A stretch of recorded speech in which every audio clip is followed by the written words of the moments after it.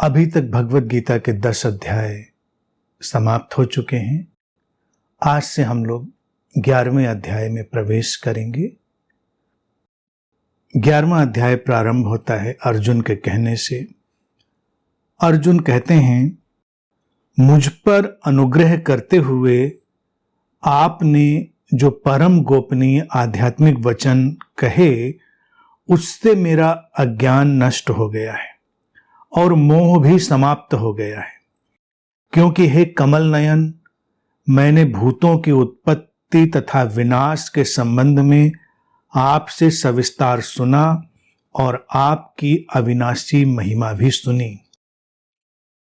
हे परमेश्वर, आप अपने को जैसा बताते हैं ठीक वैसे ही हैं, पर हे पुरुषोत्तम, मैं ज्ञान, ऐश्वर्य, शक्ति, बल, वीर्य और तेज से युक्त आपके ऐश्वर्य रूप को प्रत्यक्ष देखना चाहता हूं। हे प्रभु, यदि आप ये मानते हैं कि आपके उस स्वरूप का मेरे द्वारा देखे जाना संभव है, तो हे योगेश्वर, उस अविनाशी स्वरूप के दर्शन मुझे कराइए।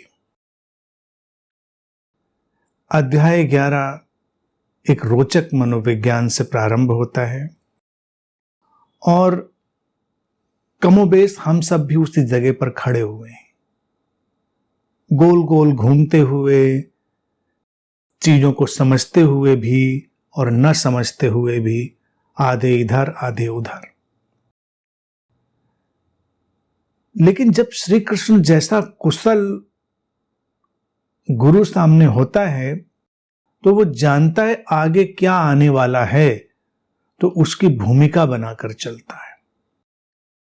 पीछे जो विभूतियों का वर्णन और जिस लय में, जिस अंदाज में श्री कृष्ण ने किया है, वो भली भांति जानते थे कि अर्जुन का ऐसा ही कुछ प्रश्न, ऐसी ही कुछ अभिव्यक्ति, ऐसा ही कुछ एक्सप्रेशन आने वाला है, और वो उधर ही मुड़ गया है।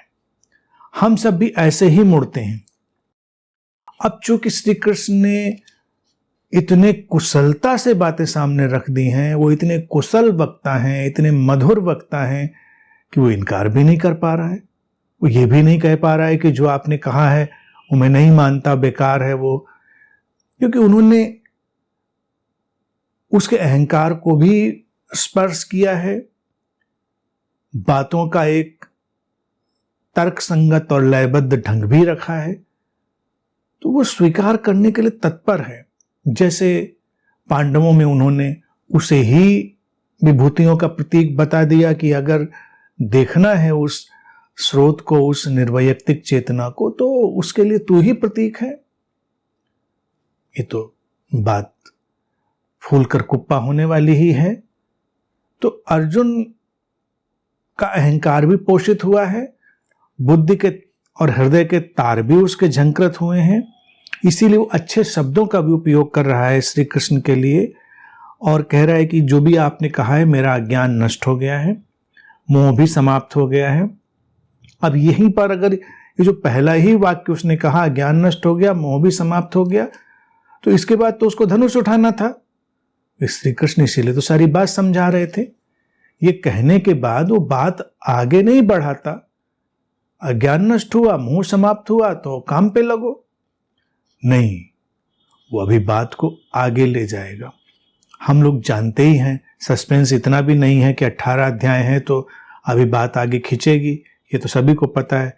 नहीं तो अगर गीता के बारे में बिल्कुल ना पता हो तो एक सस्पेंस थ्रिलर की तरह से भी ये हो सकता है कि अब आगे क्या होगा, अब खत्म हुआ, अब समझा, अब नहीं समझा, ये चलेगा। लेकिन चूंकि हम लोगों को ज्ञात है कि ये 18 अध्याय में है, तो हमको पता नहीं अभी कहानी आगे चलेगी। और हिंदू परिवारों में पैदा हुए अधिकतर लोगों को पता ही है गीता में क्या है, तो इसलिए उनके लिए भी कोई आश्चर्य की बात नहीं। जिन्होंने नहीं पढ़ा, कभी नहीं उसको देखा, उनके लिए एक सस्पेंस थ्रिलर हो सकता है कि आगे क्या होगा। लेकिन एक गुरु की कुशलता ही यही है कि वो अनुमान लगा सके, तो श्री कृष्ण अनुमान लगाकर ही चल रहे हैं। श्री कृष्ण को उसने कमल नयन भी कह दिया, सारी बातें कह दी और सब कह दिया कि जैसा आप बताते हैं ठीक वैसा ही है, ज्ञान ऐश्वर्य शक्ति बल वीर तेज युक्त, आपके ऐश्वर्य रूप को प्रत्यक्ष देखना चाहता हूं। अभी भी उसने निर्वैयक्तिकता की उनकी घोषणा को ठीक से नहीं पकड़ा है। आपके में जब वो मैं श्री कृष्ण कह रहे हैं तो वो अभी जो शरीर मन सामने खड़ा है उससे उसको जोड़कर देख रहा है, इसीलिए अभी उसका अज्ञान नष्ट नहीं हुआ है और उसका मोह भी नष्ट नहीं हुआ है। ये इस वक्तव्य पर आते ही बात स्पष्ट हो जाती है। और फिर वो बड़ी चतुराई से कहता है कि हे प्रभु, यदि आप ये मानते हैं कि आपके उस स्वरूप को मेरे द्वारा देखा जाना संभव है तो हे योगेश्वर, उस अविनाशी स्वरूप के मुझे दर्शन कराइए। ये बात भी बड़ी रोचक है। ये बात रोचक इसलिए है कि जब आप कोई दावा करते हैं तो व्यक्ति प्रमाणित करना चाहता है कि प्रमाण दिखाइए, उसका प्रत्यक्ष दिखाइए, संभव हो। और अगर आप नहीं दिखाते हैं तो बात आई गई हो जाएगी। श्री कृष्ण ने जिस तत्व ज्ञान के रूप में, तर्क संगत रूप में बात समझाई थी, अगर वो समझ में आ जाती तो प्रत्यक्ष देखने का मसला क्या है? सब कुछ प्रत्यक्ष ही है, लेकिन वो श्री कृष्ण में प्रत्यक्ष देखना चाहता है। श्री कृष्ण ने तो विभूति का वर्णन उसमें भी कर दिया, तो उसने ये नहीं कहा मुझ में प्रत्यक्ष, क्योंकि उसमें तो एक ही बात आई। श्री कृष्ण ने तो अपने को सब कुछ में डाल दिया कि मैं सृष्टि के अस्तित्व के हर रूप, हर गतिविधि, हर उत्थान पतन में विद्यमान हूं। तो अभी एक बात स्पष्ट हो गई कि अर्जुन को निर्वैयक्तिकता की बात समझ में नहीं आई। वो इम्पर्सनल नेचर जिसकी बात श्री कृष्ण कह रहे थे वो उससे बहुत दूर बना रहा है।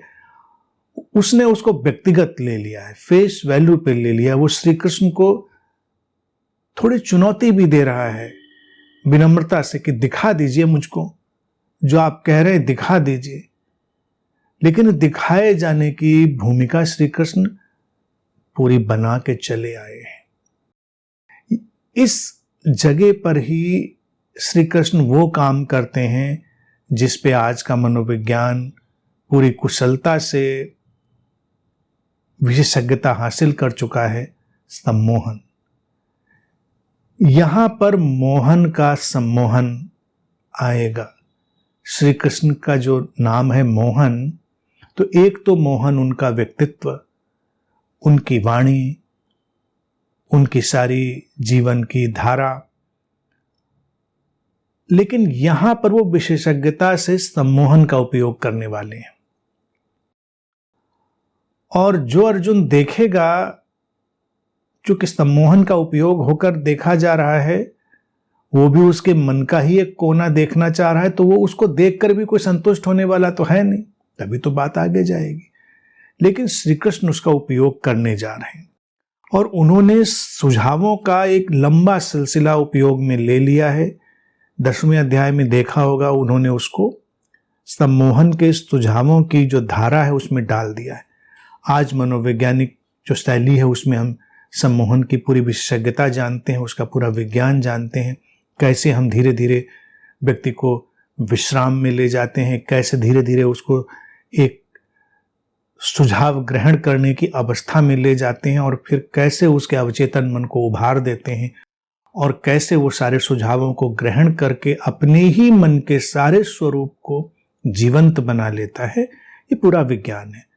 लेकिन श्री कृष्ण इतने पहले इस विज्ञान के विशेषज्ञ हैं। वो इकलौते हैं नहीं है ऐसा नहीं कहा जा सकता, अनेक लोग रहे होंगे जिनसे सीखा होगा, लेकिन ये सब बातें पहले के जनमानस में बहुत दूर की बातें रहती थीं। ध्यान जनमानस नहीं सीखता था तो सम्मोहन कहाँ से सीखेगा? ये सब कुछ चुने हुए लोगों के लिए रहता था। इसीलिए हम कहते थे कि वो किसी गुरु के पास गए, वहाँ उन्होंने कुछ विशेषज्ञताएं सीखी, सिद्धियां सीखी। सिद्धियां यही हैं, एक एक्सपर्टाइज जो उन्होंने लिया अपने जीवन में। जनमानस को बहुत सारा ज्ञान उपलब्ध नहीं था, उनमें से ही ध्यान और सम्मोहन भी है।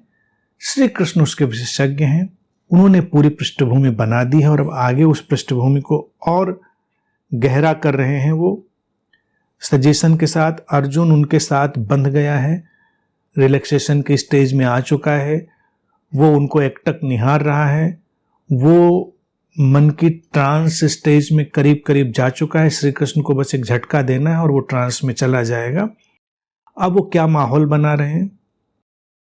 श्री भगवान बोले, हे पार्थ, अब तू सैकड़ों सहस्रों नाना प्रकार के, नाना वर्ण के तथा नाना आकृति वाले मेरे अलौकिक रूपों को देख।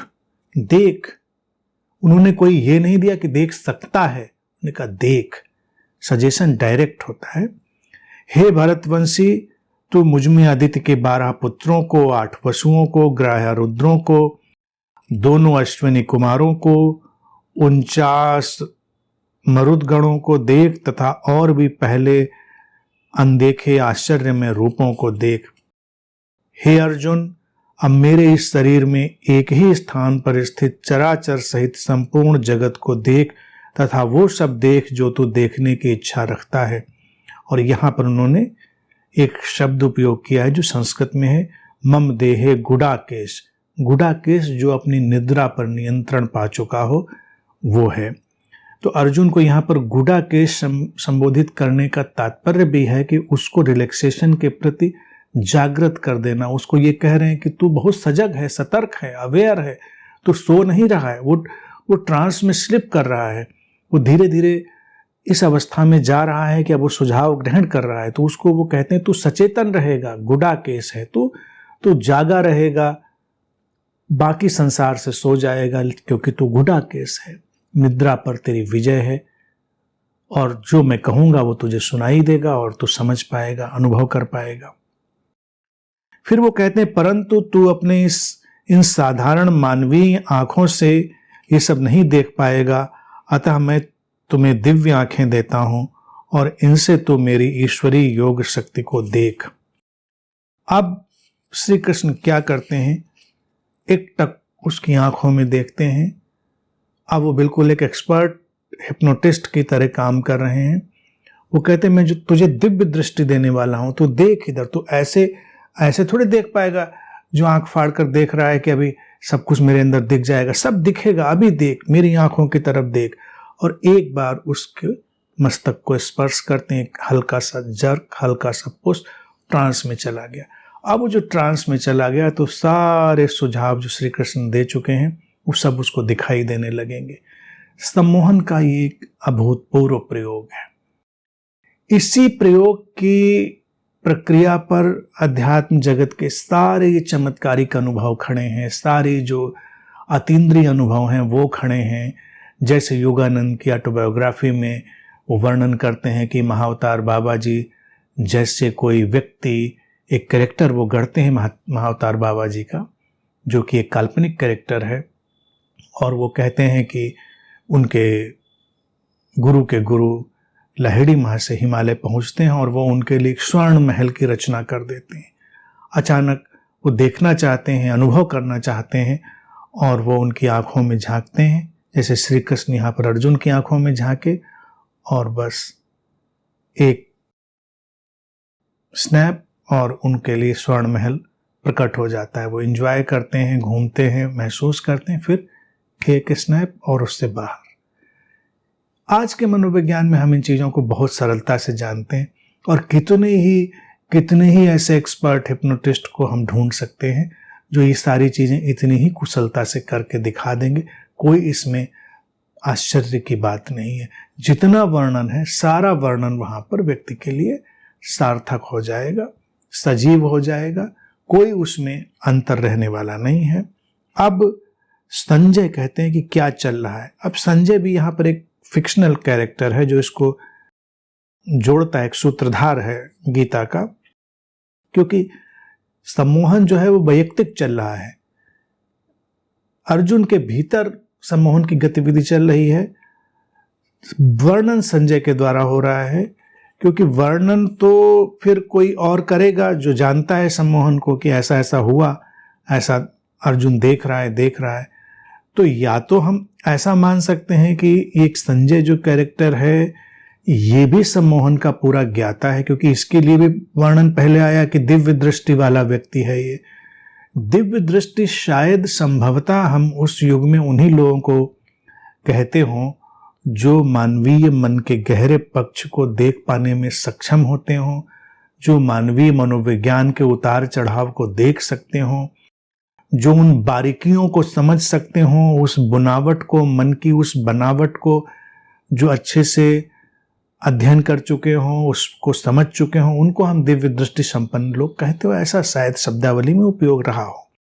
तो ये भी संभव है कि अगर संजय भी सम्मोहन के उसी विज्ञान को जानता है और वो देख रहा है कि एक हल्के से पुष्प से श्री कृष्ण ने उसको सम्मोहन में डाल दिया है, तो वो कह सकता है कि जो जो उन्होंने कहा है वो सब देखेगा, वो देख ही रहा होगा। ये तो एक एक्सपर्ट दूसरे एक्सपर्ट के लिए जान ही सकता है, वो संभव है। तो एक तो ये संजय के कैरेक्टर की बात हो सकती है। दूसरा ये है कि वर्णन है कि बाद में उसको इस तरह से डिटैच होकर लिख दिया गया।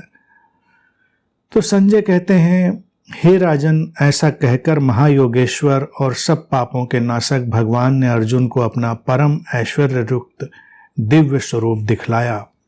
अनेक मुख एवं नेत्रों से युक्त, अनेक अद्भुत दर्शन वाले, अनेक दिव्य आभूषणों से सज्जित, अनेक दिव्य शस्त्रों को हाथों में उठाए हुए, माला तथा वस्त्रों को धारण किए हुए, दिव्य सुगंध का संपूर्ण शरीर पर आलेपन किए हुए, सभी आश्चर्यों से परिपूर्ण, सीमा रहित तथा सब ओर मुख किए हुए विराट स्वरूप परमेश्वर को अर्जुन ने देखा। श्री कृष्ण ने सारा वर्णन उसके लिए पहले ही कर दिया है। सम्मोहन में व्यक्ति वही देखता है जो उसके अवचेतन मन में संग्रहित है, और वही देखता है जो सुझाव उसको दिए गए हैं। श्री कृष्ण विभूतियों का वर्णन करते समय ये सब विस्तार उसको दे चुके हैं, और जैसा कि श्री कृष्ण का व्यक्तित्व है ऐश्वर्यवान, सुवासित, तो अर्जुन वही सब कुछ देख रहा है। और इतनी देर श्री कृष्ण ने भूमिका ही ये बनाई है अपने ऐश्वर्य की, अपनी विभूतियों की, उसी का जो विवरण है वो संजय देता है। सब कुछ सुंदर सुंदर है, सब कुछ अभूतपूर्व है। और आगे कहता है, आकाश में सहस्त्र सूर्य एक साथ उदित होकर जो प्रकाश फैलाए, वो प्रकाश भी कदाचित ही विश्व रूप परमात्मा के प्रकाश सदृश हो। इसी को विश्व रूप दर्शन की तौर से कहा गया है कि ऐसा विश्व रूप दर्शन। अब ये सब अतिशयोक्ति की बातें होती हैं। आकाश में सहस्त्र सूर्य एक साथ, सीधे सूर्य को तो हम एक साथ देख नहीं सकते, 1000 सूर्य को हम एक साथ कैसे देख लेंगे? तो ये काव्यात्मक बात होती है, एक प्रकाशित स्थिति, एक प्रकाश का पूरा वातावरण, क्योंकि हम परमात्मा की प्रकाश रूप में कल्पना करते हैं जो अंधेरे से निकालकर प्रकाश में ले जाए, वो प्रकाश का पुंज है। तो प्रारंभ से मनुष्य ने परमात्मा को प्रकाश के रूप में ही कल्पित किया है, क्योंकि वो तर्कयुक्त है। प्रकाश आता है तो हमारे लिए पूरा जीवन प्रकट हो जाता है, हमारे लिए पूरा जीवन अर्थपूर्ण हो जाता है, हमारे लिए पूरा जीवन व्यवहारिक प्रायोगिक हो जाता है, हम उसमें जी पाते हैं। अंधकार में सब कुछ खो जाता है, इसीलिए अंधकार में हम सो जाते हैं। अंधकार निद्रा लाता है, निद्रा में विश्राम ही उपयोगी है, और कुछ तो काम करना नहीं है। लेकिन प्रकाश ईश्वरीय इसलिए लगता है क्योंकि प्रकाश के साथ पूरा जीवन प्रकट होता है, एक कलरव होता है जीवन में, एक अंगड़ाई आती है जीवन में, सब कुछ फिर से प्रारंभ होता है, जीवन की अनेक अनेक धाराएं दौड़ने लगती हैं, सृजन के अनेक अनेक रूप प्रकट होने लगते हैं। तो प्रकाश से परमात्मा का रिश्ता बड़ा ही तर्कयुक्त है। अब चूंकि अर्जुन एक ट्रांस में जा चुका है, संजय इस चीज को जानते हैं, तो वो कह रहे हैं कि एक अद्भुत प्रकाश, सहस्रों सूर्य, तो बैठकर यहां पर गणित का फार्मूला नहीं लगाना है कि हजारों सूर्य वाला प्रकाश देख रहा होगा। वो एक अद्भुत अनूठे प्रकाशित रूप को देख रहा है। और ये जो सुझाव श्री कृष्ण ने डाला होगा, ये मानकर डाला होगा कि इससे भी काम बन सकता है अगर वो अपने भीतर प्रकाश का सिरा पकड़ ले, रोशनी का सिरा पकड़ ले और अपने अंधेरे से वो बाहर आ पाए, तो कदाचित वो अपने मोह और अज्ञान के अंधेरे से भी बाहर आ जाए। लेकिन अभी देखना होगा कि जब सम्मोहन से बाहर आएगा तो इसके परिणाम रहेंगे क्या, वहीं का वही रहेगा या कुछ परिणाम बनेंगे। क्योंकि सम्मोहन की जो अवस्थाएं हैं वो हमारे भीतर थेरेपेटिक असर डालती हैं, ऐसा असर नहीं डालते कि सब जादुई ढंग से बदल जाता है। सम्मोहन भी व्यक्ति को उसी सीमा तक ले जा सकता है जहां तक व्यक्ति जाने के लिए तैयार हो। बहुत सारी चीजें ठीक हो जाती हैं सम्मोहन के सुझावों से। व्यक्ति स्व सम्मोहन में भी अपने को डाल सकता है और कोई दूसरा भी उसको डाल सकता है। यहां पर श्री कृष्ण ने उसको डाल दिया है। तो ये सब केवल अभी ऑब्जर्वेशन का विषय है कि इसका परिणाम रहेगा क्या। लेकिन श्री कृष्ण ने अपनी युक्ति लगाते हुए वो सब सुझाव उसको डाल दिए हैं जो अगर जड़ें पकड़ जाएं, काम कर जाएं, तो शायद आगे उनको और इतना परिश्रम ना करना पड़े, इतना प्रवचन और ना देना पड़े, उनका काम बन जाए। और ये ध्यान रखें कि ये सम्मोहन का उपयोग हर गुरु कर रहा होता है अलग अलग ढंग से। सम्मोहन का एक तो ये बिल्कुल विधिवत उपयोग है जो यहां पर उन्होंने सिस्टमैटिक कर दिया है। दिव्य दृष्टि देने के बहाने उसकी आंखों में झांकते हुए, उसको स्पर्श करते हुए उसको डाल दिया है ट्रांस में।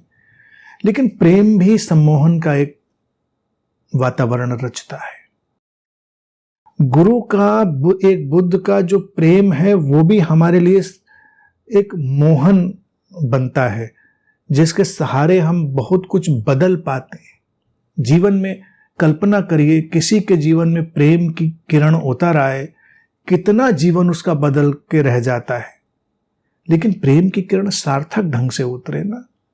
लेकिन हमारे प्रेम में एक्सप्लॉयटेशन, हमारे प्रेम में तमाम तरह का जाल, जंजाल, बवाल सब कुछ शामिल होता है।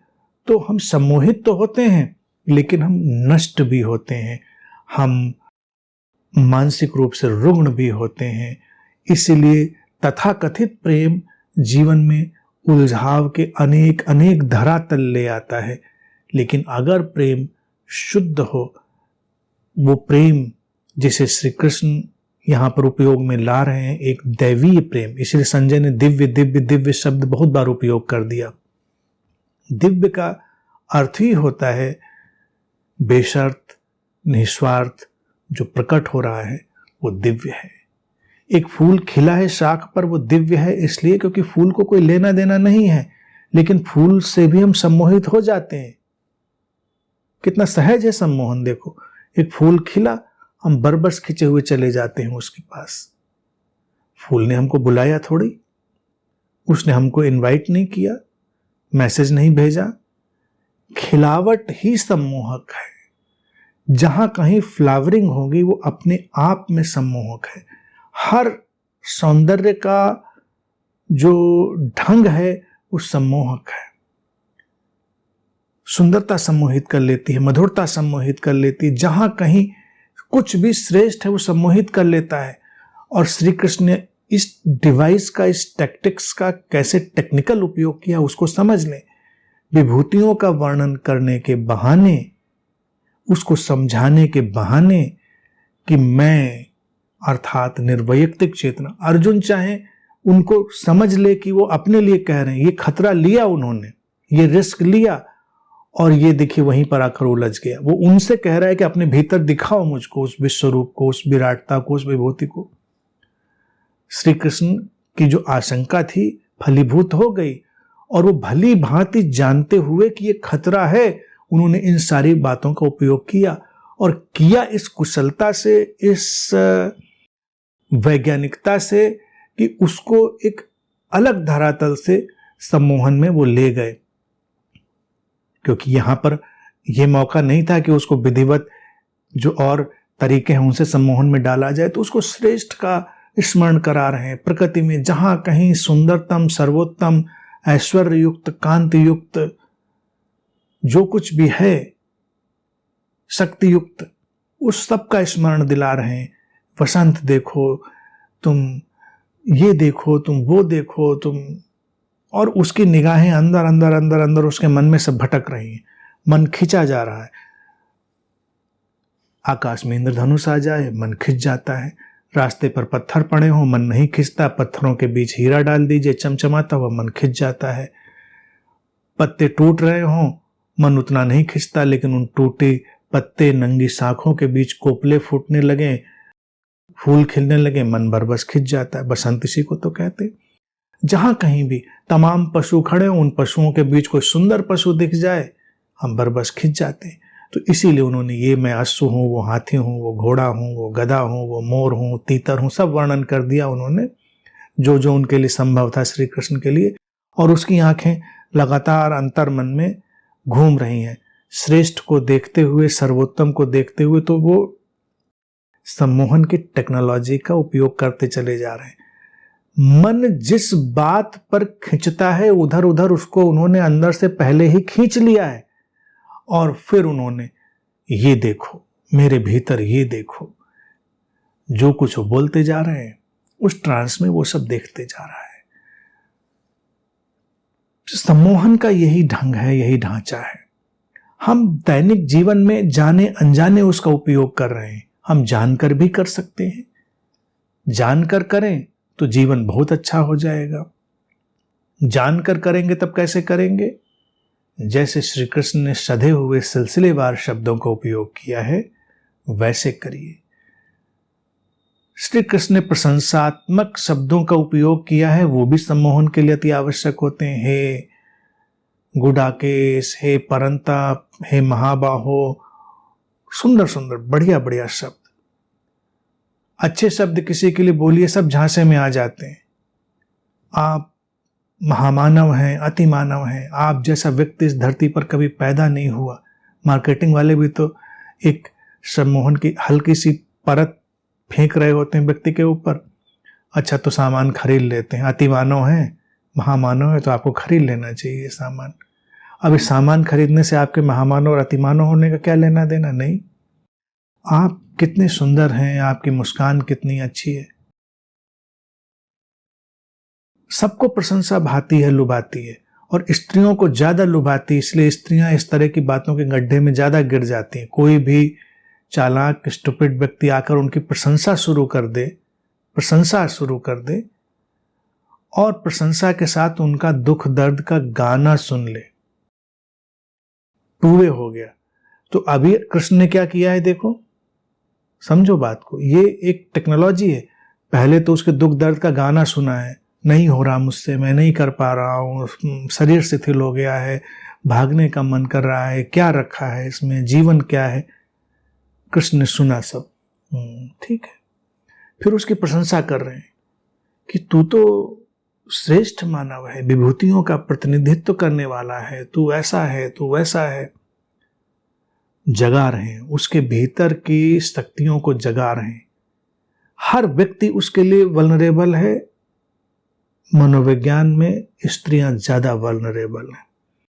इसलिए प्रशंसा का उपयोग करना चाहिए, लेकिन सच्ची प्रशंसा का उपयोग करना चाहिए। और झूठी प्रशंसा के झांसे में किसी को आना भी नहीं चाहिए कि आपकी झूठी प्रशंसा कोई करे और आप बह जाएं।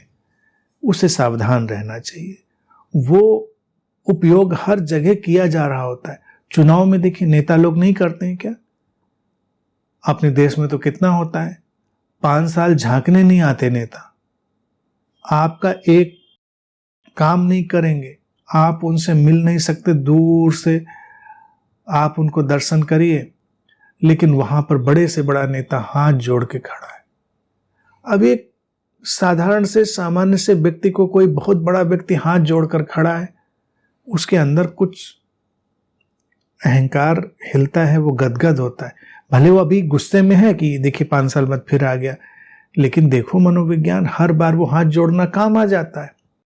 और नेता लोग तो फिर पैर भी छूने लगते हैं, पैर धुलने भी लगते हैं, क्या क्या नहीं करने लगते हैं, और काम आ जाता है, काम आ जाता है। वो लोग प्रभावित हो जाते हैं कि ठीक है चलो कोई बात नहीं, बहुत सज्जन व्यक्ति है, 5 साल बाद आया, कोई नहीं, हाथ धुले, हाथ जोड़े, पैर धुले, हमारे गरीब घर में झोपड़ी में बैठ के हमारा खाना खा गया, सब कुछ सोचते हैं और काम हो जाता है नेताओं का।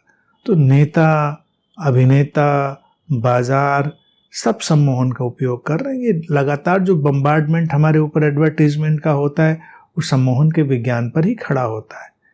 तो अभी कृष्ण ने क्या किया है, उसके ऊपर बम्बार्डमेंट कर दिया विभूतियों का, ऐसा ऐसा ऐसा, और अब अचानक उनको पता था कि समझा तो है नहीं, और ये उसकी आंखें देखकर वो समझ ही गए थे कि इम्पर्सनल बात उसकी पकड़ में नहीं आई है। इम्पर्सनल बात पकड़ में आ जाती तो बड़े ही तटस्थ, विरक्त, डिटैच ढंग से वो उठता, धनुष उठाता, वो कहता कि ठीक है कृष्ण, चलते हैं, इस संग्राम को समाप्त करते हैं। लेकिन श्री कृष्ण तो देख रहे हैं ना सामने खड़े होकर उसको, वो जान रहे हैं कि ये नहीं समझ में आने वाला है इसको। तो पहले उन्होंने पूरी भूमिका बना दी, भूमिका बनाकर उसको ट्रांस में ले गए और अब उसको एक पुश दे दिया है। भारतीय अध्यात्म में इसी वर्णन पर लोग व्याकुल आकुल हुए चले जाते हैं, बिचलाए चले जाते हैं। विश्व रूप दर्शन, श्री कृष्ण ने विश्व रूप दर्शन करा दिया अर्जुन को। परमात्मा ही होंगे तभी तो कराया होगा ना विश्व रूप दर्शन। ये कोई भी सम्मोहनविद किसी को भी करा सकता है विश्व रूप दर्शन। इस गलतफहमी में किसी को रहने की जरूरत नहीं कि बड़ा रेयर फिनोमेना, ये बड़ा सामान्य फिनोमेना है।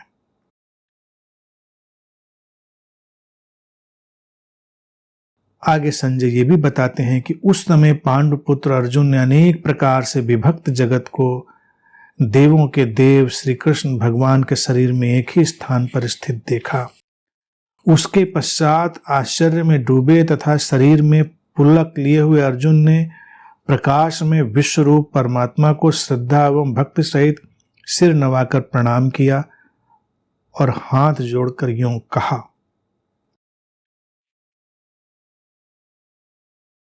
अब सम्मोहन में डालना भी होता है, सम्मोहन से बाहर भी लाना होता है सब काम। और युद्ध के मैदान में तो श्री कृष्ण को सब जल्दी जल्दी करना है। संजय का वर्णन नहीं है कि देवों के देव श्री कृष्ण में उसने देख लिया। अब देखो क्या होता है ना, जब किसी से व्यक्ति ऐसे सम्मोहित हो जाता है तो ऐसे ही देखता है। कितने बाबा हैं, उनको सजाएं हो चुकी हैं, रेपिस्ट हो, उनके जो केसेज हैं प्रमाणित हो चुके हैं, सब हो चुके, उनके भक्त उनको फिर भी भगवान मान रहे होते हैं। इतने वो सम्मोहित हो चुके हैं, उनको लगता है कि होगा, क्योंकि उन्होंने आत्म सम्मोहन से अपने आप को भर लिया है और छद्म छवि से भर लिया है। अर्जुन यहां पर गलत रास्ते पर निकला है, वो श्री कृष्ण के भीतर ये सब देखने निकला है, तो ये रास्ता गलत है, कहीं पहुंचने वाला नहीं है वो इस रास्ते से। कल्पना करो पहुंच जाता तो आगे वो उवाचता, बोलता, और 11वें अध्याय पर ये अभी सारी रास्ता कसी चल रही है, 18 तक फिर कृष्ण को तैरा देता। नहीं, वो अपने ही मन के जाल से भरा हुआ है। वो जो देखना चाहता है वही देख रहा है, और इसीलिए वो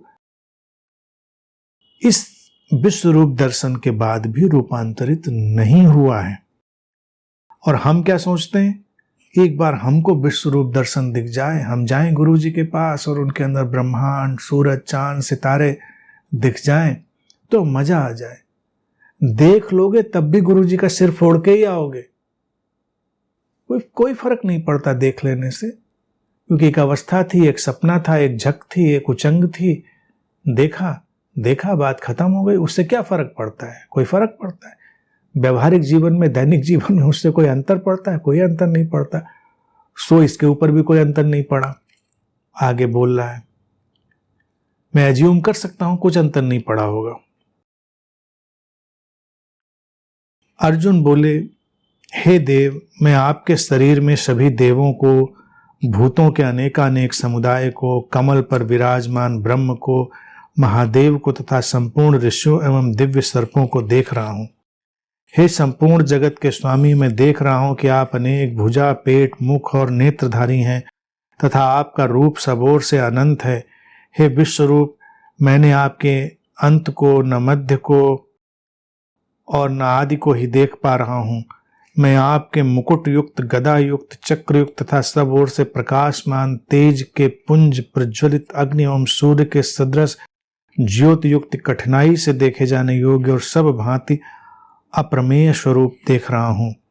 आप ही जानने योग्य परम अक्षर अर्थात परम ब्रह्म परमात्मा हैं। आप ही इस जगत के आश्रय हैं, आप ही अनादि धर्म के रक्षक हैं और आप ही अविनाशी सनातन पुरुष हैं। ये मेरी मान्यता है।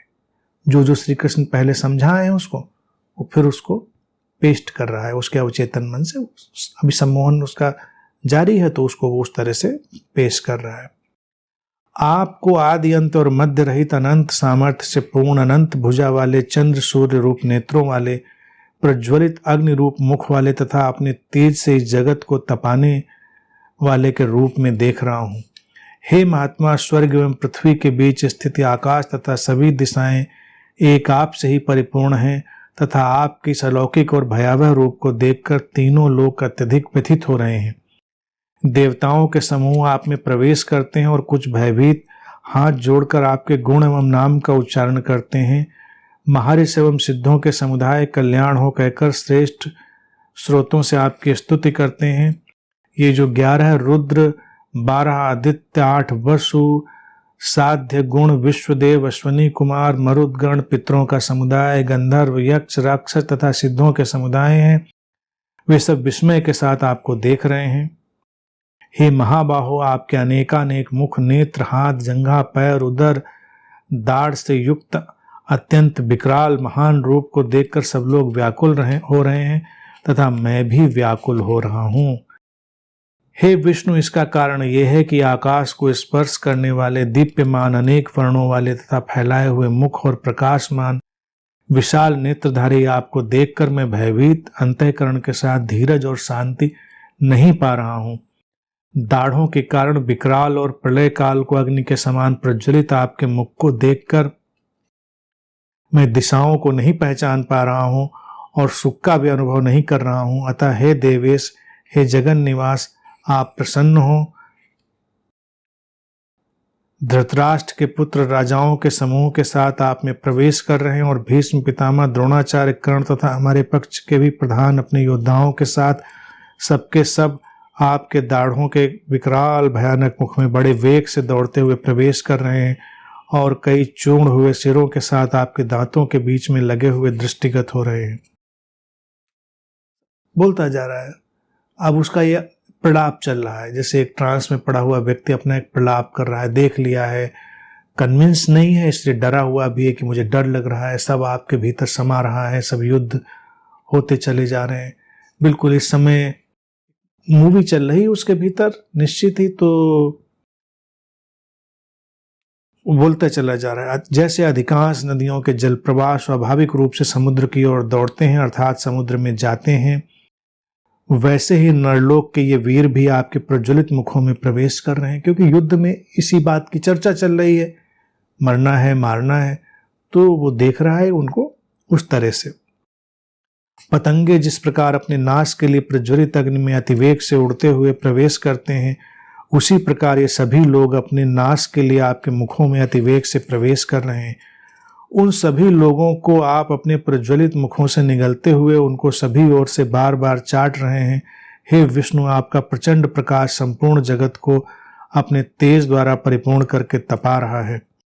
मुझे बताइए कि उग्र रूप वाले आप कौन हैं? हे देवों में श्रेष्ठ, आपको नमन, आप प्रसन्न हो जाइए। आदि पुरुष, मैं आपको विशेष रूप से जानना चाहता हूँ, क्योंकि आपकी प्रवृत्ति अर्थात चेष्टाओं को मेरी समझ पूरी तरह समझ नहीं पा रही है। श्री कृष्ण उसको ट्रांस में ले गए हैं, सम्मोहन में वो सब प्रलाप कर रहा है, लेकिन उसको गुडाकेश बोला है, सचेतन भी है। अर्जुन भी बहुत ही प्रतिभाशाली व्यक्ति है, तो जिद्दी है, अज्ञान भी उसका जड़ पकड़ के खड़ा है। अब इस सारी कहानी के बाद सारी जो फिल्म श्री कृष्ण ने चला दी, वो पानी कहां पर फेर रहा है, मुझे बताइए कि आप कौन है। अब फिर उसको पूछना है कि आप कौन है।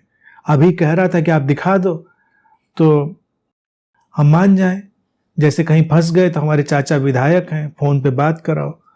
अब आप फंस गए, फिर उन अपने चाचा विधायक से आपने बात करा दी फोन पे किसी पुलिस वाले को, तो आपको जाने देगा कि ठीक है जाओ भाई, काम हो गया आपका। लेकिन अब फिर वो पूछे पुलिस वाला कि ये तो बात पता चल गई कि आपके चाचा विधायक हैं, लेकिन वो आपके चाचा हैं ही, इसका कोई सर्टिफिकेट है, जरा ये भी तो दिखाओ। तो बात फिर उलझ जाएगी। तो अर्जुन को सब उन्होंने कहानी समझा दी, ट्रांस में ले गए, सम्मोहन का उपयोग कर लिया, सारी कवायद कर ली। और भाई साहब ट्रांस से निकलते ही क्या कर रहे हैं, मुझे बताइए कि आप कौन हैं। हे देवों में श्रेष्ठ, भाषा तो ठीक ही रखनी है, आपको नमन, ये भी ठीक है, आप प्रसन्न होइए, वो भी ठीक है, आप आदि पुरुष, मैं आपको विशेष रूप से जानना, विशेष रूप से। वो कह रहा है ये तो जान लिया, ठीक है, विशेष रूप से कुछ और स्पेशलाइजेशन चाहिए जानने में, क्योंकि ये जो इतना हमने पूरा विस्तार देख लिया है, पूरी तरह से समझ में नहीं आ रहा है। तो अब क्या है कि वो कहानी को फिर लंबा खींचना चाह रहा है। बारात में बाजे बजते हैं, अक्सर देखा होगा आपने इंडियन मैरिज में, अब तो अलग अलग तरह के ऑर्केस्ट्रे बजने लगे हैं सब। पहले एक टिपिकल बैंड हुआ करता था, हो सकता है आज भी हो, मैं तो शादी बारात में ऐसे बैंड सुनता नहीं। पहले जब अपने कस्बे में रहता था तो शादियां वादियां निकलती तो बैंड सुनाई देते थे, तो सब बैंडों के गाने बज रहे हैं, टिंग टिंग टिंग टिंग टंग टंग टंग टंग। और फिर एक बड़ा सा पों वाला बैंड होता था, तो सब जब एक धुन बज जाती थी तो फिर वो पों करता था, पों, फिर वो नए सिरे से शुरू हो जाते थे, टिंग टिंग टिंग टिंग टिंग टिंग टिंग टिंग, यानी दूसरा गाना फिर शुरू, फिर वहीं से शुरू। तो वो अक्सर मेरे दिमाग में छप गया। मैंने कहा कि लोगों के दिमाग में वो पों करने वाला बैंड होता है, आप सारी बात समझा दीजिए, फिर उनके भीतर से एक बैंड बजेगा, फिर आप शुरू से समझाइए। कितनी कवायद है। ये इसने क्या हाल किया है कि एक बार एक मैथ्स के टीचर समझाने गए, पूरा 3 घंटे का लेक्चर, ये थ्योरम ये वो सब समझाया, ऊपर से लिखा this and this and this and this, और फिर नीचे लिखा द एंड। बच्चों से पूछा कि बच्चों सब समझ में आ गया, कोई बात कहीं से समझाना है, कोई सेगमेंट किसी चीज से पहले कोई इसका हिस्सा नहीं समझ में आया। बच्चों ने कहा नहीं सर, सब बिल्कुल क्लियर हो गया, सब बिल्कुल समझ में आ गया है, लेकिन द एंड के पहले वाला एक बार फिर से समझा दीजिए।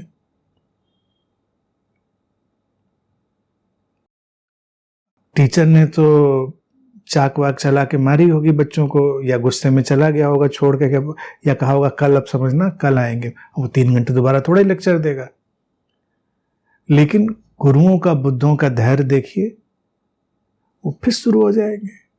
यहां पर श्री कृष्ण थोड़े तरस योग्य भी हो गए हैं, बेचारे लगे पड़े हैं।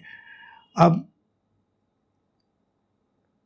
यही करुणा होती है, क्योंकि उनको तो लग रहा है कि अब आया समझ में, अब आया समझ में, चलो अभी थोड़ा और प्रयास कर लेते हैं। एक सामान्य शिक्षक में और एक गुरु में यही अंतर होता है। वो मैथ का टीचर तो जरूर नाराज होकर चला जाएगा अगर विद्यार्थी कहेगा द एंड के पहले फिर समझाइए गुरुजी, लेकिन यहां पर अर्जुन ने यही कह दिया, वो द एंड के पहले फिर से समझाइए कि जो आपने कहा है प्रवृत्ति और आपकी चेष्टाओं को मेरी समझ पूरी तरह समझ नहीं पा रही, विशेष रूप से समझाइए। और अभी क्या वो अविशेष रूप से समझा रहे थे? अभी भी तो विशेष रूप से समझा रहे थे। पहले कहा कि आप विभूतियों को बता दीजिए, वो बता दिया उन्होंने इतने विस्तार से, इतने पेशेंस से, कितना विशेष, ये कितनी मेहनत करी उन्होंने, यहां वहां इतने उदाहरण दिए। अब उन्होंने सोचा कि चलो सम्मोहन भी ट्राई कर लेते हैं इसके ऊपर, उन्होंने वो भी ट्राई कर लिया, ट्रांस में भी डाला, सम्मोहन भी ट्राई कर लिया। लेकिन जैसे उसको ट्रांस से बाहर लाए श्री कृष्ण, फिर वही शुरू हो गया। विशेष रूप से बताइए आप कौन है। अब कल्पना करो कि विश्व रूप में देख लिया और अभी उसको समझ में नहीं आया कि आप कौन है।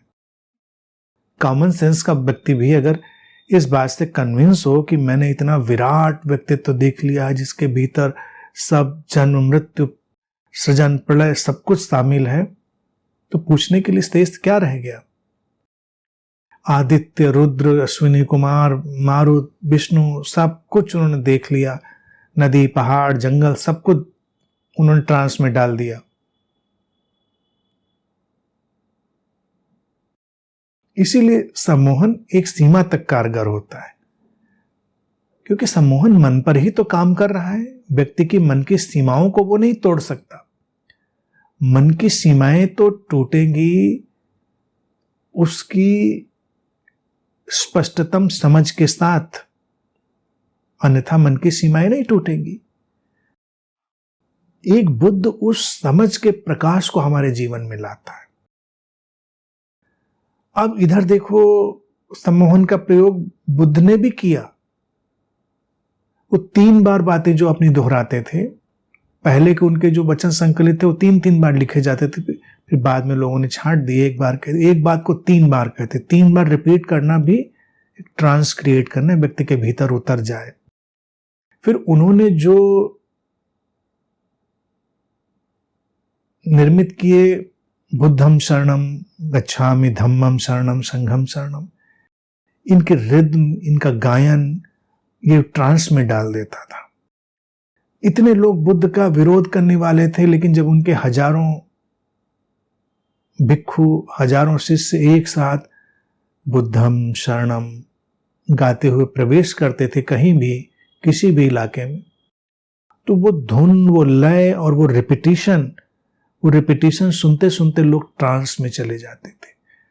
उपयोग ये होता था कि लोगों का मन ट्रांस में गया और बुद्ध की आलोकमयी उपस्थिति वो अपना काम कर देती थी। वो भी होनी चाहिए। अब यहां पर भी देखो, कृष्ण की तो आलोकमयी उपस्थिति है, अर्जुन पर जितना काम होना चाहिए उतना हो गया है। तो हर गुरु अपने अपने ढंग से इनका उपयोग करता रहा है। और अब श्री कृष्ण अतिशय धैर्य और करुणा के साथ कहानी को आगे भी बढ़ाएंगे। बड़ा रोचक है, बहुत धैर्य वाली बात है। और ऐसा धैर्य जो रखे वही पूर्ण अवतार होता है। नहीं तो बहुत सारे गुरु तो इस बीच शिष्य को धुन चुके होते। हर एक अध्याय के बाद शिष्य धुना जा चुका होता अगर सामान्य गुरु होता। ये बुद्ध और पूर्ण गुरुओं का ही धैर्य है कि जो लगातार चले जा रहे हैं। शिष्य फिर पों कर देता है, फिर शुरू हो जाते हैं बिना किसी शिकन के। तो यही उनकी दिव्यता है, यही उनकी विराटता है।